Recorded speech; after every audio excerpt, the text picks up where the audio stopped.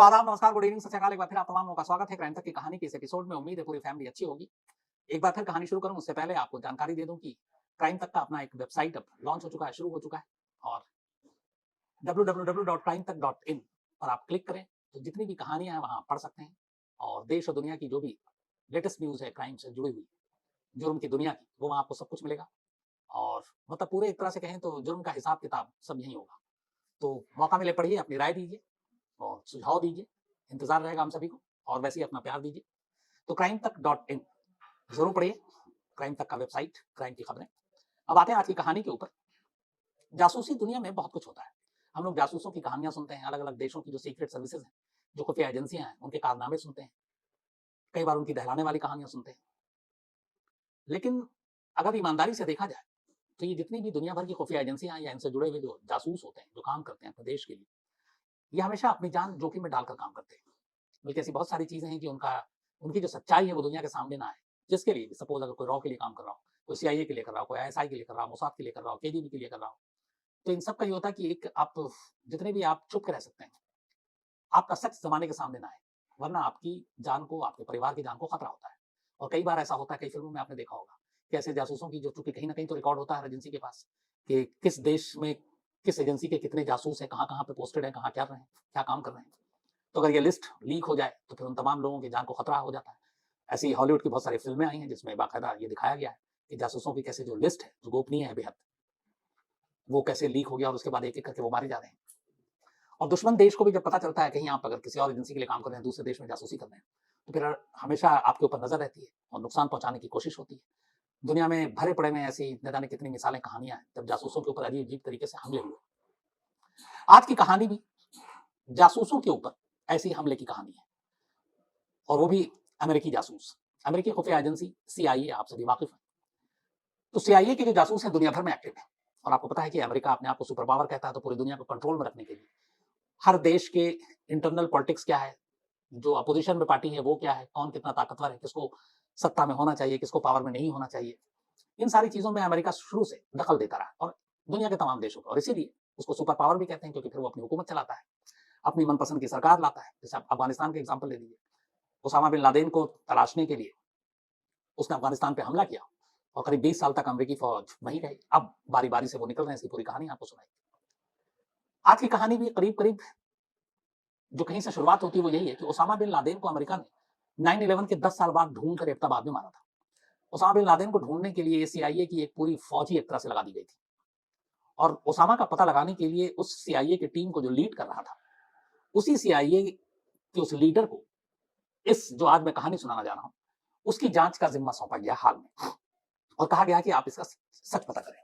कहानी क्या है? कहानी क्यूबा से शुरू होती है। क्यूबा और अमेरिका में आपको पता है कभी अच्छे रिश्ते रहे नहीं, और कास्त्रो की जब तक सरकार रही, अमेरिका हमेशा नाराज रहा और क्यूबा को वो एक तरह से मान्यता देता नहीं था।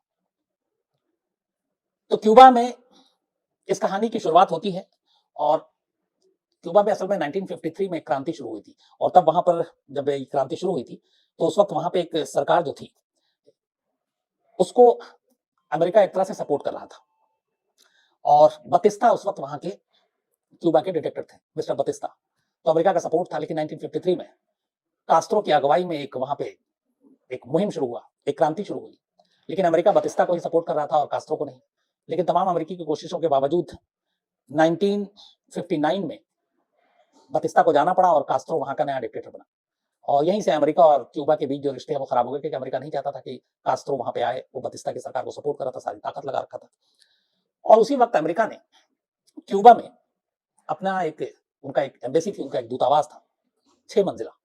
और ये क्यूबा का एक शहर, एक इलाका है मेलेकॉन, उसी जगह पर समंदर से बिल्कुल सटा हुआ एक ऊंची दीवार, और उस दीवार में एक बिल्डिंग, और दीवार के पीछे और उस बिल्डिंग में 6 मंजिली इमारत, और उस इमारत में अमेरिकी दूतावास 6 मंजिला था। इसमें सारे स्टाफ वहां के काम करते थे। और इन्हीं में सबसे ऊपर 6th फ्लोर पर अमेरिकी खुफिया एजेंसी सीआईए के जासूस बैठा करते थे। आपको कई बार मैंने पहले भी बताया कि जो अलग अलग एम्बेसी होते हैं जिसमें स्टाफ काम करते हैं, डिप्लोमेट्स हर देश के एक दूसरे देश में होते हैं, तो उसमें वो सिर्फ स्टाफ नहीं होते, डिप्लोमेट्स नहीं होते, बल्कि उनके भेस में अलग अलग एजेंसियों के जासूस होते हैं उस देश के। जैसे अगर सपोज सीआईए है और नई दिल्ली में आप यूएस एम्बेसी, यूएस एम्बेसी में अमेरिका का एक बहुत बड़ा स्टाफ काम करता है, तो जरूरी नहीं कि वो सारे डिप्लोमेट्स हों। उन्हीं के भेस में कुछ लोग सीआईए के जासूस भी होते हैं, एजेंट भी होते हैं। जो उस देश में रहते हुए अपना काम करते हैं। उसी तरह हमारे देश का भी है कि रॉ के हमारे जो है जासूस है, बहुत सारे ऐसे देश हैं जहाँ पे जो हमारी एम्बेसी, उस एम्बेसी के स्टाफ के भेस में वहाँ काम करते हैं। तो ये दुनिया में लगभग एक ओपन सीक्रेट है, बहुत सारे लोग जानते हैं। लेकिन एम्बेसी में क्यों काम करते हैं और रहकर, उसकी एक वजह है वियना कन्वेंशन। एक वियना कन्वेंशन एक समझौता हुआ था जिसमें ये था कि हर देश का दूसरे देश में जो दूतावास होगा, एम्बेसी होगी, उस एम्बेसी के ऊपर उस देश के लोग न तो कोई हमला कर सकते हैं, ना उस एम्बेसी में काम करने वाले को गिरफ्तार कर सकते हैं, क्योंकि वो डिप्लोमेटिक एक चैनल, एक रिश्ता है, और वहां की पूरी सुरक्षा उस देश की सरकार की जिम्मेदारी होगी। तो इसीलिए एक दूतावास के अंदर आप घुसकर किसी को अरेस्ट नहीं कर सकते, वहां पे लगभग उनका कानून ही नहीं चलता उस देश का। सपोज अगर अमेरिकी एम्बेसी है यहाँ पे शांति पथ पर दिल्ली में, और वहां पे कोई इस तरह की खबर आती है, तो हमारी दिल्ली पुलिस घुस के अरेस्ट नहीं कर सकती, क्योंकि उसमें फिर बहुत सारी चीजें, international law, Vienna convention, diplomatic जो रिश्ते हैं उसकी कुछ शर्तें, ये सारी चीजें आ जाती हैं। तो ऐसे में आपको एक ढाल मिल जाता है, कवच मिल जाता है आपको दूतावास में रहने का, छुपने का और अपने मिशन को अंजाम देने का। तो क्यूबा में भी उस वक्त हालात खराब थे। अमेरिका की एक 6 मंजिला इमारत, उसके अंदर सारे स्टाफ, और उसी की 6ठी मंजिल पर कुछ सीआईए के एजेंट रह रहे थे। अमेरिका और क्यूबा के बीच रिश्ता आपको बताया कि खराब, कास्ट्रो के आने के बाद लगभग दोनों के एक तरह से डिप्लोमेटिक रिश्ते भी टूट चुके थे। लेकिन फिर बराक ओबामा की सरकार आती है और फिर क्यूबा के साथ एक नई शुरुआत होती है।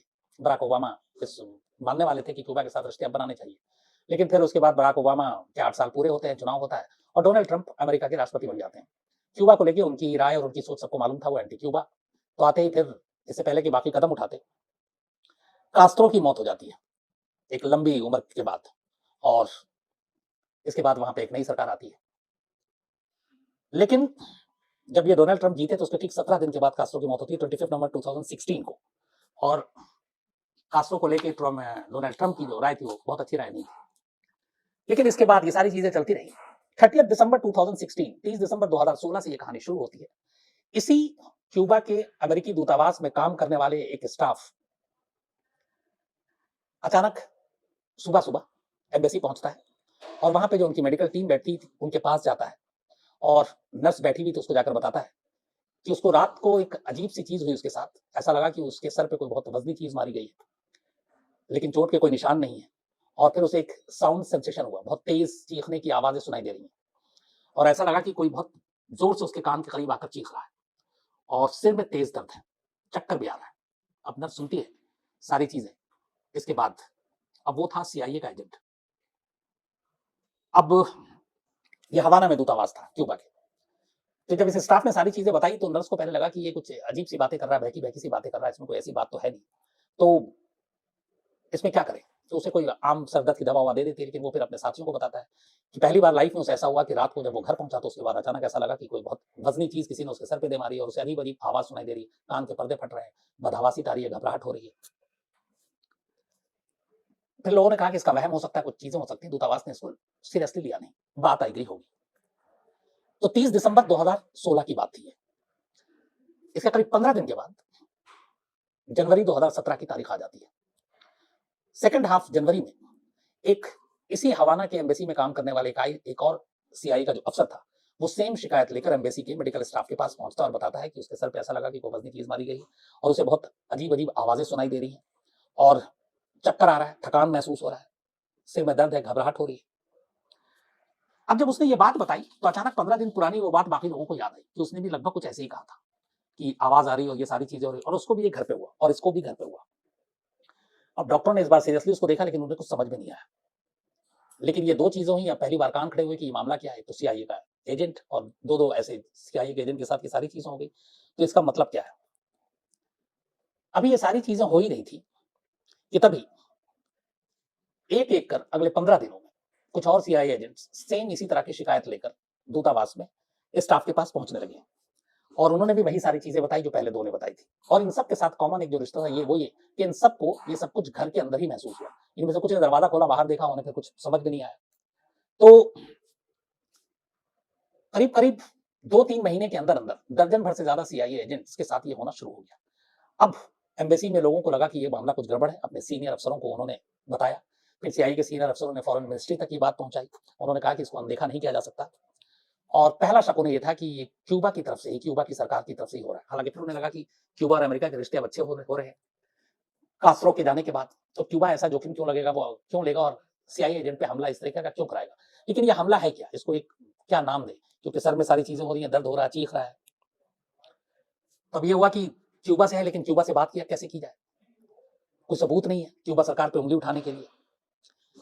तब वहां पे हवाना में जो अमेरिकी दूतावास के उस वक्त के चीफ थे, चीफ ऑफ मिशन जेफरी डिलोरेटिस, उन्होंने फरवरी 2017 में अमेरिकी सरकार से हरी झंडी मिलने के बाद क्यूबा की विदेश मंत्रालय के सामने ये राज खोला। उन्होंने कहा कि हमारे जो, अब ये तो बता नहीं सकते कि ये सारे सीआईए एजेंट हैं, उन्होंने कहा कि हमारे एम्बेसी के स्टाफ एक के बाद एक इस तरह की शिकायत लेकर आ रहे हैं और हमें लगता है कि इसमें आपके कुछ लोग इन्वॉल्व हैं। तब विदेश मंत्रालय ने साफ इनकार किया, उसने कहा कि हमारा कोई इसमें हाथ नहीं है, लेकिन आप कहें तो हम आपकी जांच में सपोर्ट कर सकते हैं, आप जो भी आप जांच करना चाहें। अब अमेरिकी दूतावास क्यूबा के साथ मिलकर इस जांच को नहीं करना चाहता था, क्योंकि उन्हें मालूम था कि जब ज्वाइंट इन्वेस्टिगेशन करेंगे तो सारी चीजें बतानी पड़ेगी, फिर उन्हें अपनी जासूसी की बतानी पड़ेगी, उन्होंने ये भी बताना पड़ेगा कि ये जो लोग हैं ये सब एम्बेसी के सिर्फ डिप्लोमेट से जुड़े हुए स्टाफ नहीं है, बल्कि ये तो सीआईए के एजेंट है। तो यहाँ पे उल्टा दाव पड़ रहा था। तो उन्होंने कहा कि नहीं, हम ज्वाइंट तो नहीं कर सकते, हम खुद से करेंगे। अब उसके बाद सीआईए की टीम लग गई कि आखिर ये कौन हो सकता है। तो उन्होंने पहला जो शक किया उनका ये था कि जो क्यूबा में कास्ट्रो के बाद दूसरी सरकार आई, उसके जो विरोधी हैं, जो नहीं चाहते थे कि ये सरकार रहे, शायद उनमें से कुछ लोग हैं जो इस तरीके का हमला कर रहे हैं और उन्हीं का इनके पीछे हाथ हो सकता है। और दूसरा उनका ये था कि क्यूबा की जो इंटेलिजेंस विंग है, वो जो है वो भी इस एम्बेसी के स्टाफ को परेशान करने के लिए ऐसा कर सकती है। उन्होंने अपनी तरफ से जांच की, कोई सबूत मिल नहीं रहा था। फिर इसी दौरान में उन्हें यह भी शक हुआ कि रूस का भी इसके पीछे कोई हाथ हो सकता है, और उनका यह था कि शायद रूस ने कोई ऐसा अपना सीक्रेट वेपन बनाया है जो, क्योंकि रूस के ऊपर बहुत सारी चीजें ऐसी हैरत अंगेज हथियार बनाने की, आपको जैविक और ये जो सारी हथियार की बातें होती हैं, तो सिर्फ गोली बम बारूद से ही सामने वालों पे हमला नहीं किया जा सकता, बल्कि कई और तरीके से। तो उनका ये था कि शायद ये रूस का कोई सीक्रेट वेपन है जिससे वो सीआईए को टारगेट कर रहा है, और शायद उसने कोई ऐसी टेक्नोलॉजी बना ली हो। लेकिन रूस के पास ऐसा करने का कोई मोटिव था, क्योंकि रूस अगर करे तो क्यूबा में बैठे हुए सीआईए के एजेंट पे क्यों करे, ये भी समझ में नहीं आ रहा था। लेकिन उसमें यह भी था कि क्यूबा और अमेरिका के अब रिश्ते सुधर रहे थे, और रूस नहीं चाहता था कि क्यूबा और अमेरिका के रिश्ते सुधरे, तो एक मोटिव हो सकता था। लेकिन ये सारी बातें थी, रूस के खिलाफ डायरेक्ट कोई एविडेंस था नहीं। अब ये जांच चलती रही, और उसी के बाद इस जांच में भी हो कि पहले तो इसको कहा गया जाए, कौन सा हथियार कहा जाए। तो पहले एक नाम पड़ा इसका, द थिंग, कि क्या है कुछ पता नहीं, अचानक सर पे लगता है कोई वजनी चीज, किसी को मारा गया है, उसके बाद तरह तरह की आवाजें सुनाई देती हैं, सर में दर्द होता है, बदन हाथ में दर्द होता है। कुछ लोगों ने यह भी कहा कि वो 5-5 मिनट पुरानी बातें तक भूल जाते हैं। तो ये द थिंग से शुरू हुआ, फिर इसके कुछ इमैक्युलेट कनेक्शन नाम दिया गया, और उसके बाद आखिर में जो नाम इसका पॉपुलर हुआ वो नाम था हवाना सिंड्रोम। तो ये हवाना सिंड्रोम फिर इसका नाम पड़ा, और इसी के जरिए इसको जाना गया। अब उस वक्त जो क्यूबा के राष्ट्रपति थे, जब ये मामला 2016 में शुरू हुआ, राउल कास्ट्रो, उन्हें लगा कि सीआईए और उसकी पूरी टीम उनकी देश और सरकार के खिलाफ पड़ गई। उन्हें लगता है कि वो लोग इसके पीछे हैं, वो अपना नाम हटाना चाहते थे, और वो बार बार अमेरिका को यकीन दिलाना चाहते थे कि हम अमेरिका के साथ रिश्ते अच्छे कर रहे हैं, तो हम क्यों अमेरिकी दूतावास के स्टाफ पर इस तरीके से हमला करेंगे। और इधर सीआईए को भी लग रहा था कि कोई सबूत तो है नहीं, और सीआईए कुछ कर नहीं पा रही थी। तो फिर बाद में इस मामले की जांच एफबीआई को दे दी गई, और एफबीआई से कहा गया कि वो इसकी जांच को बिल्कुल गोपनीय रखे, सीक्रेसी के साथ इसको इन्वेस्टिगेट करे और पता लगाए कि ये हमला कैसे हो रहा है। इस दौरान में ये वक्त इधर बीतता गया, और करीब 60 स्टाफ थे अमेरिका के, जिसमें सीआईए के एजेंट भी थे। उनमें से लगभग शायद ही कोई ऐसा बचा जो इस हवाना सिंड्रोम का शिकार ना हुआ। उसमें यह भी था कि शायद जो भी हमला कर रहा था उसमें बहुत सारे जो डिप्लोमेट थे रियल में, सही में, इस गलतफहमी में कि वो भी सीआईए के एजेंट है, इसलिए उनके ऊपर भी इस तरह का हमला हुआ। लेकिन ये हमला कैसे होता, क्या होता, किस जरिए से होता, क्या कोई दवा थी, कोई ऐसा गैस था, कोई हवा थी, कोई और चीज थी, ये कुछ पता नहीं था। लेकिन जांच जारी थी। अच्छा, इस दौरान में यह था कि इस पूरी चीज को आपको मतलब पूरी तरह से गुप्त रखना है। लेकिन अमेरिका में, अमेरिकी मीडिया में ये हवाना सिंड्रोम की खबर लीक हो गई, और एक अमेरिका के सेनेटर थे, उन तक ये बात पहुंची किसी इन हाउस के ही लोगों से, और उन्होंने मीडिया में ये बात फैला दी, और उन्होंने कहा कि हमारे जो स्टाफ है उनके ऊपर इस तरीके से हमला हो रहा है। और इसके बाद फिर अमेरिकी सरकार को रिकॉर्ड पर आना पड़ा, और उन्होंने कहा कि हाँ, हवाना सिंड्रोम की वजह से जो रिकॉर्ड पे था ये कि पोस्टेड 21 अमेरिकियों पर खास तरह के अटैक्स हुए, 21 इन्होंने रिपोर्ट दी। और इसके बाद वॉशिंगटन में जो क्यूबन एम्बेसी थी, वहां के 15 स्टाफ को इन्होंने वापस अमेरिका भी भेज दिया इस बदला लेने के लिए, क्योंकि अब तक ये मान के चले थे कि ये इसके पीछे क्यूबा है। लेकिन अब यहां से फिर कहानी पलटनी शुरू होती है। होता यह है कि कुछ वक्त के बाद जब ये जांच अभी एफबीआई कर ही रही थी, तो पता चला कि क्यूबा में पोस्टेड कैनेडियन डिप्लोमेट थे, और उनके परिवार, जो उनके साथ रहता था, पत्नी और 2 बच्चे, उनकी भी एक सुबह अचानक नींद खुली और उन्हें लगा कि उनके सर पे कोई वजनी चीज मारी गई। वैसी ही आवाजें, वैसी ही चीख, वैसे ही सर भारी, बदन हाथ में दर्द, वैसे ही सब कुछ जो सिम्टम बाकी को हो रहा था उनको हुआ। तो अब सवाल यह था कि फिर कनाडाई डिप्लोमेट्स के परिवार पे इस तरह का हमला क्यों। इसके बाद धीरे धीरे वक्त बीता और पता चला कि कनाडा की जो दूतावास थी वहां पे, उसके 12 स्टाफ इसी तरह के एक अज्ञात हमले का शिकार हुए, और वो सब घबरा गए, वापस वो लोग कनाडा चले गए। अब इधर मामले की जांच चल रही है, 2017 आ गया, कुछ पता नहीं चल रहा है। इस दौरान में अब रूस के बाद अमेरिका चीन की तरफ भी शक की निगाह से देखने लगा। उसे लगा कि चीन जो है वो भी इसके पीछे हो सकता है, और चीन हमेशा इस तरह के, कोरोना अभी आपके सामने ही, तो ऐसी बहुत सारी जैविक हथियार, इस तरह की चीजें बनाने में माहिर है, तो क्या पता चीन का भी इसमें हाथ हो। लेकिन उस पहलू से भी जांच चल ही रही थी कि तभी एक ग्वांगझो, चीन में एक जगह है, इस ग्वांगझो जगह पर एक शहर है, अमेरिका का एक वाणिज्यिक दूतावास है। यहाँ पे पोस्टेड एक अमेरिकी स्टाफ, एक महिला जिसका नाम था कैथरीन वार्नर, मार्च 2018 में सेम उसके साथ भी यही ऐसे ही हमला होता है।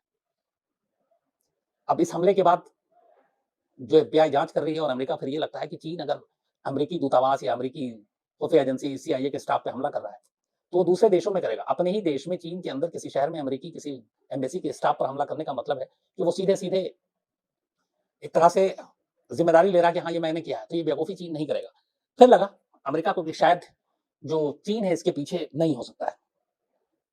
इसके बाद अमेरिका ने, लेकिन इस हमले के बाद चीन में जब हुआ तो पूरे चीन में जो अमेरिका के जो करीब 300 स्टाफ थे जो अलग अलग शहरों में, एम्बेसी में, उन सब की जांच करवाने का फैसला किया। जब उनकी जांच कराई गई तो पता चला कि इनमें से 15 सेम ऐसे ही सिम्टम के शिकार हुए थे और उन 15 में सेम ऐसे ही लक्षण मिले और उनके ऊपर भी ऐसे ही हमला हुआ। अब इसके बाद FBI की और सिरदर्दी बढ़ गई, क्या करें। लेकिन अभी तो और मुसीबत आनी बाकी थी। इसके बाद धीरे धीरे पता चला कि जिसके ऊपर शक हुआ, रूस, खुद रूस के एम्बेसी में काम करने वाले स्टाफ, पोलैंड, जॉर्जिया, ताइवान, यहाँ के डिप्लोमेट्स और उनके स्टाफ, वो भी इसी तरह के अज्ञात हमलों का शिकार हो रहे हैं। जुलाई 2021 में ऑस्ट्रेलिया की राजधानी वियना से भी ऐसी खबर आई कि सेम ऐसे ही हमला हुआ। इसके अलावा वहां पे पोस्टेड करीब दर्जनों स्टाफ वो इस हमले का शिकार हुए। कई और दूसरे देशों में, अमेरिकी दूतावास में जो काम कर रहे थे लोग, उनके ऊपर भी ऐसे ही हमला हुआ और उसमें से तो कई CIA के एजेंट थे, तो उनके ऊपर भी यह हमला हो गया। अब सवाल यह था कि अलग अलग देशों में यह हमला हो रहा है और यही पता नहीं चल रहा है कि यह मामला है क्या। अब हुआ ये कि अमेरिका ने इसके ऊपर पूरी जांच की, FBI ने जांच की, पहले CIA ने जांच की, लेकिन जो सवाल थे, एक, इन जिन लोगों के भी ऊपर हमला हुआ ये दूतावास के बाहर हुआ। दो, ये लोग जब अपने घरों में थे तब हुआ, उस वक्त घर में कोई तीसरा नहीं था। चौथा, ये हमला कैसे हुआ किसी को मालूम नहीं था। किस तरीके से ये चीजें की गई उसका कोई जरिया इनको मालूम नहीं था। तो ये सारी चीजें एक पहेली बनी रही और जांच में कुछ नहीं निकला। इसी के बाद अब अमेरिका ने, करीब 4.5 साल बीत गया, 16 से ये शुरू हुआ लगभग, अब हम 2021 में, तो अब इस हवाना सिंड्रोम का सच क्या है इसको पता लगाने के लिए CIA ने अपने एक ऐसे अफसर को तैनात करने का हाल में फैसला किया, जो आपको शुरू में बताया था कि ओसामा बिन लादेन का पता ठिकाना ढूंढने के लिए जिसने 10 साल खाक छानी थी, और आखिरकार ओसामा बिन लादेन को एबटाबाद में ढूंढा और उस ओसामा बिन लादेन का पता लगाने में उस CIA के अफसर का सबसे बड़ा रोल था। तो उस टीम का जिसने नेतृत्व किया था, उस टीम को लीड किया था, CIA के उसी अफसर को अब इस हवाना सिंड्रोम का सच पता लगाने की जिम्मेदारी दी गई है, क्योंकि CIA पहले नाकाम रही, FBI पूरी जांच कर ली, 4.5 साल बीत गए, कोई फायदा नहीं हुआ, और अब उन अफसर को इसमें कहा गया कि आप पता कीजिए। इसके लिए बाकायदा एक खास टास्क फोर्स बनाया है अमेरिका ने। इनमें मेडिकल एक्सपर्ट्स सबसे ज्यादा रखे गए, क्योंकि ये सारा जो हमला है ये एक तरह से मेडिकल से ही जुड़ा हुआ है, क्योंकि हमलावर या कोई चीज, कई बार जख्म के भी निशान मिले, लेकिन वो कैसे थे, किस चीज से थे, यही पता नहीं चल पाया। तो अब स्पेशल टास्क फोर्स इस हवाना सिंड्रोम का पता लगाने के लिए तैनात कर दी गई है और ये पता कर रही है कि आखिर ये बला है क्या, जो एक घर में मौजूद, खासतौर पर लोगों पे हमला होता है, उनके कानों में तेज शोर सुनाई देता है, सर भारी हो जाता है, बल्कि लोगों की याददाश्त चली जाती है, थकान, मजबूरी। इसका एक ड्रॉबैक दूसरा ये भी हुआ कि ऐसे बहुत सारे लोग जिनके साथ ये हुआ, वो अपने आप को अचानक बेहद कमजोर, लाचार, याददाश्त जाने वाली महसूस करने लगे और उनकी वजह से उनको फील्ड ड्यूटी से हटाना पड़ा। तो CIA के कई ऐसे एजेंट जो इस हमले का शिकार हुए, उनको उससे हटाना पड़ा और उनको कोई और जॉब दी गई, बल्कि कुछ लोगों ने तो छोड़ ही दिया। लेकिन शुरुआत क्यूबा से हुई, उसके बाद अलग अलग देशों से होते हुए ना मालूम कितने ही देशों में अमेरिकी दूतावास में काम करने वाले लोग इस हवाना सिंड्रोम का आज भी शिकार हो रहे हैं। और यही वजह है कि अमेरिका के लिए एक बड़ा ये चैलेंज है, चुनौती है, कि वो पता करे कि ये अज्ञात हमला है क्या। तो जैसा मैंने आपसे शुरू में फिर कहा था कि जासूसी दुनिया और जासूस ये जो काम करते हैं बहुत ही जोखिम भरा होता है और कभी भी कहीं भी, मतलब इनके साथ कुछ भी हो सकता है। और दुनिया की तमाम ताकतें अपने देश की भलाई के लिए दूसरे देश के जासूसों को किसी भी हद तक नुकसान पहुंचा सकते हैं और उसके लिए कुछ भी कर सकते हैं। और आजकल जिस तरह से टेक्नोलॉजी है, जिस तरीके से सारी चीजें हैं, तो ये बड़ा काम और खतरनाक हो गया है। आप कहीं पे भी किसी पे भी हमला कर सकते हैं और पता भी ना चले कि हमला कैसे हुआ है। उसी का एक पहलू ये हवाना सिंड्रोम है। तो आज कहानी में इतना ही, लेकिन चलते चलते फिर कहूंगा www.crimetech.in, क्राइम तक का वेबसाइट क्राइम की खबरें पढ़ने के लिए, क्योंकि जुर्म के सारे हिसाब किताब यहाँ होंगे। तो आप जरूर पढ़िए, अपनी राय दीजिए, सुझाव दीजिए, अच्छे बुरे दोनों। अब आपसे मुलाकात होगी कल रात 9